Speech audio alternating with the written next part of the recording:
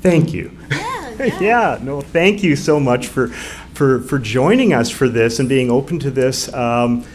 It's not a scary group of people, I think. They all look pretty calm. So, and they came in through the snow, so they're obviously very excited about being with us here. And so we don't have a script, in case you're wondering. We're just going to have a conversation, and you're just going to listen in on it. I have a couple questions that I wanted to make sure I ask, so that we cover all the ground. But I'm going to start by, I guess, asking you, Sharla, just to tell us a little bit about your story, what that looked like maybe before you moved here.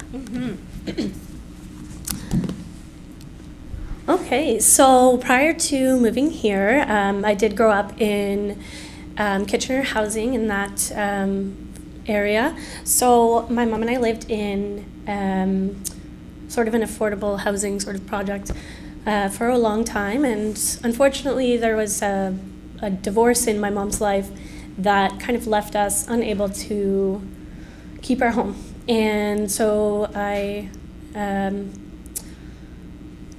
after moving out, we can go more into detail about that, but after moving out, I moved in with a partner, and fortunately that was a very uncomfortable abusive situation for me, and that was something I never found myself in, never thought I would find myself in, and so I struggled with addiction and some other things as well, and it was housing in general for me has been pretty much a struggle for my whole life, and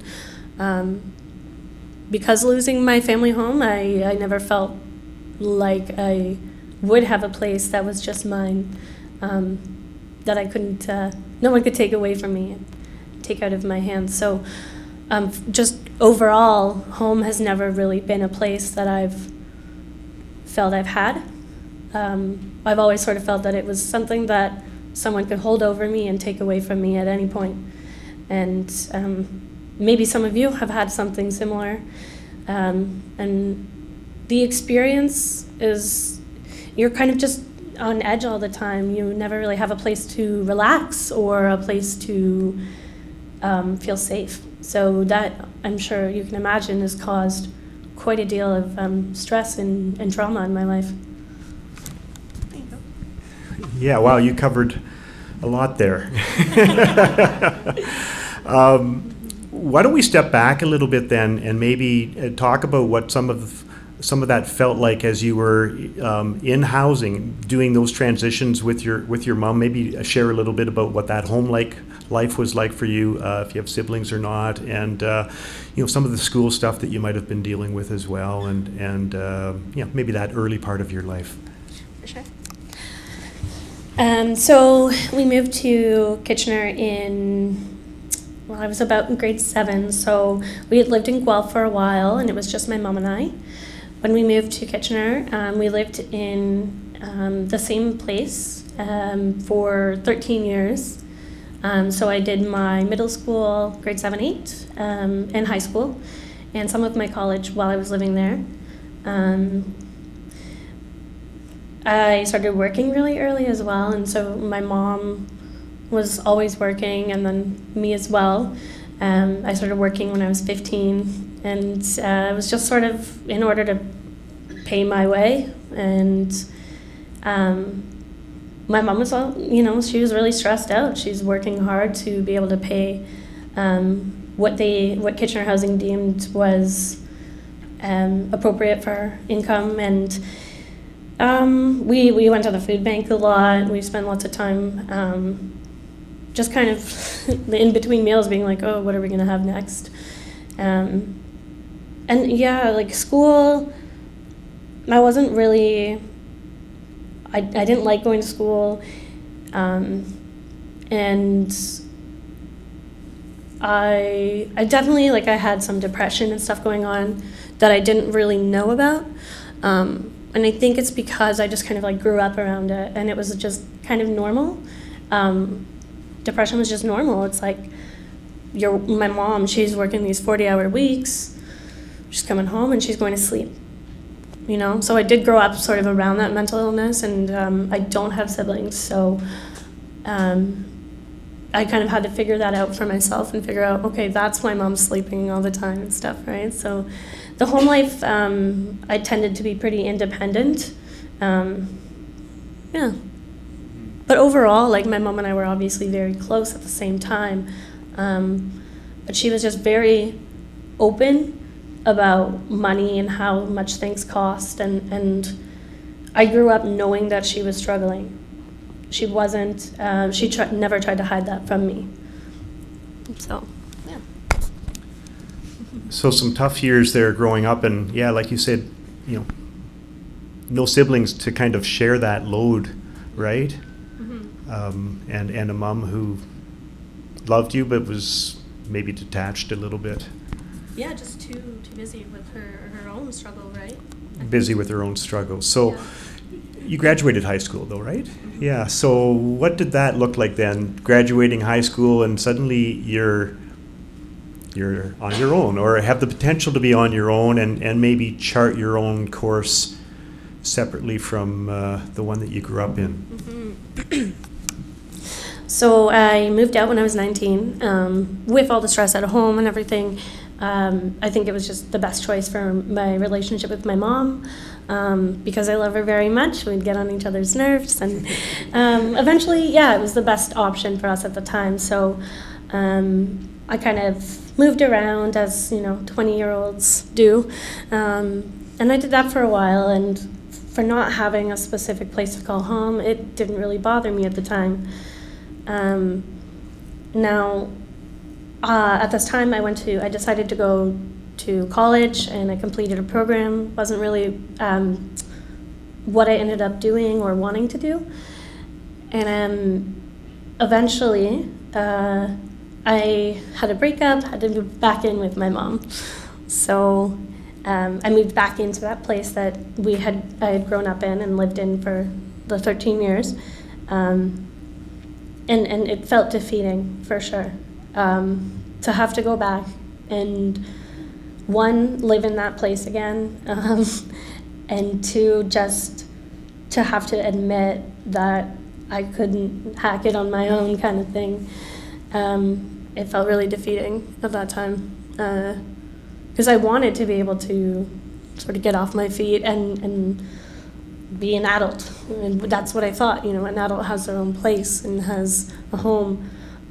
So moving back with my mom, and she was with her husband at the time, that put stress on all three of us now. That's three of us working full-time hours, living all in the same house, all in a 2-bedroom apartment. And we also, with low income, we still had that stress, that food stress, getting to work, all that stress was back. And while, yes, it is a home, that's not somewhere that I wanted to continue to stay for, forever, really. So then, you're back in that situation, feeling like you're treading water in some ways. Mm-hmm. And then you moved out again, I believe, with your partner. You mentioned that. Mm-hmm. And that wasn't a good situation either. How did you end up to come to live here? So as it stands today, I'm still on the Kitchener housing list. I applied when I was 18 years old. I'm 30 this year and 31 in August. So yes, the wait time for affordable housing is extreme, and most people that are single without families will not have a home. Like, that's the reality, and I know myself, I know many of my friends who are in that situation. So for me, to how I found here was my mom had applied a while back, and she had gotten housing. So she told me, hey, you should really apply to Menno. And I thought, oh, there's no way. There's absolutely no way. Like, I don't deserve that. Like, it felt like,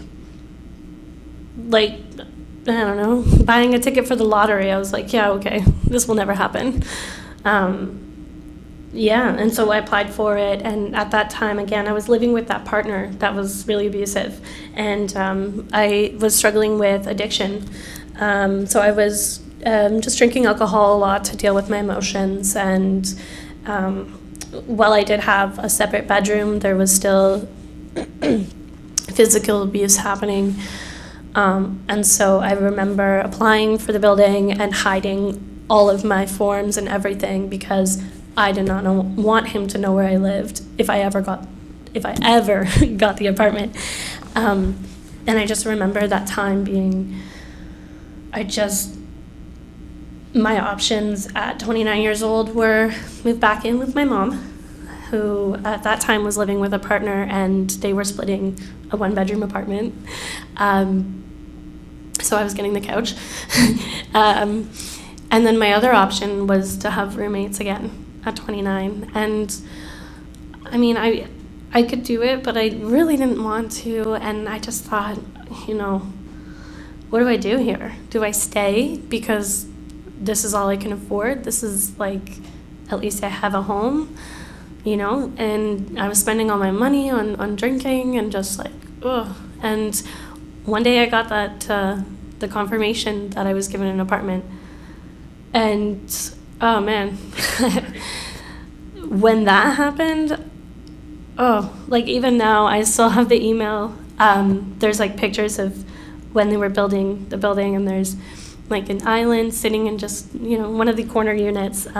It's just the island sitting there, and it's just construction. And I just remember looking at that picture every day and being like, that's going to be mine. I'm finally going to have a place. And I didn't believe it. I didn't believe it.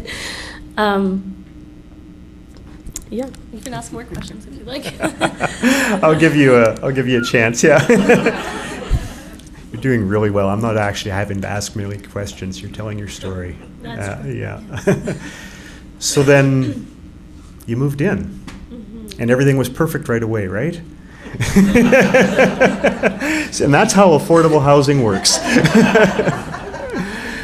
No, it wasn't, but we'll get there. So I moved in, and I continued to date this man. I did.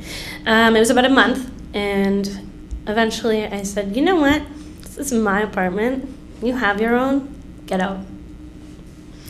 And I have not talked to him since, and he's completely out of my life.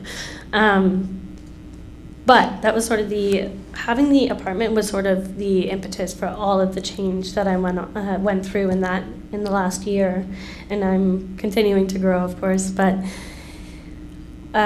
what happened was I finally had a place to really express myself. I realized that I didn't have to have hand-me-down furniture. I didn't have to put up with anything. It was just like I could actually be free and really discover who I am. Because I realized over the last year I didn't really know who I was.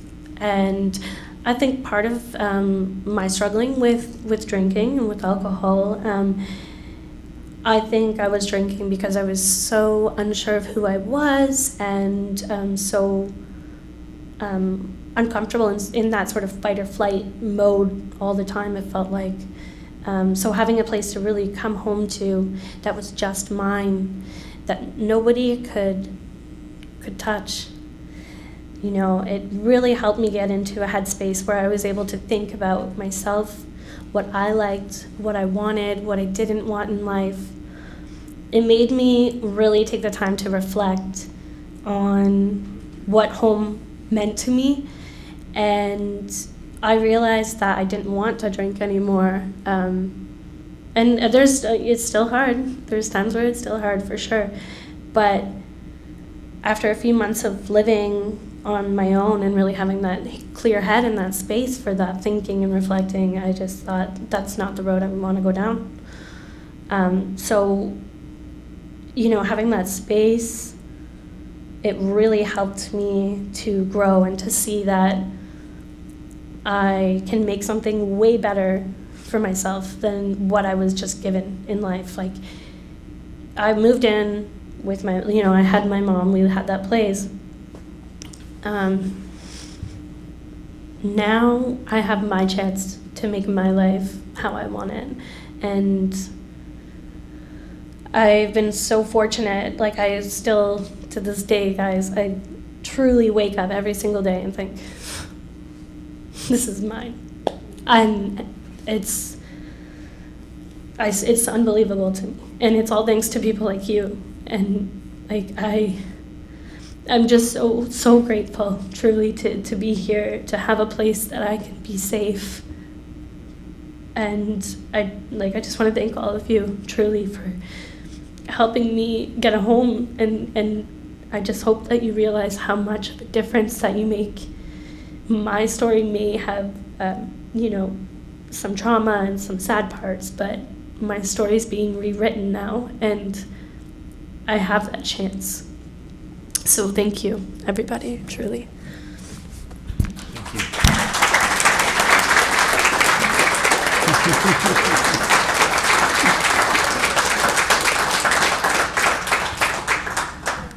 I don't think we need to say anything more. I mean, Sharla, oh, wow. You're working, right? You work remotely from home. Oh, I'd love to tell you all. Yeah, we're likely short on time for that. I'm able to hold down a full-time job now. I wasn't able to. A little bit. I'm able to. Ooh. Whoop. Hello? Turn it Oh on. dear, maybe I turned it off. Here. Real quick. No, we've just lost it. That's okay. I don't know. That's all right. So I'm working full-time now. I'm able to actually hold down a job. And I'm working for Airbus, and I've worked in aviation for a while, so now working from home, having a stable job, and being in a really great field is just the icing on the cake, really. And it goes to show that having these opportunities to have a safe and secure home really does change your life for the better. So, yes. All right, thank you. Okay. Yeah. All right, thanks. Yes, of course. Thank you. Lovely Yeah, chatting with you. Yeah, that's a little bit.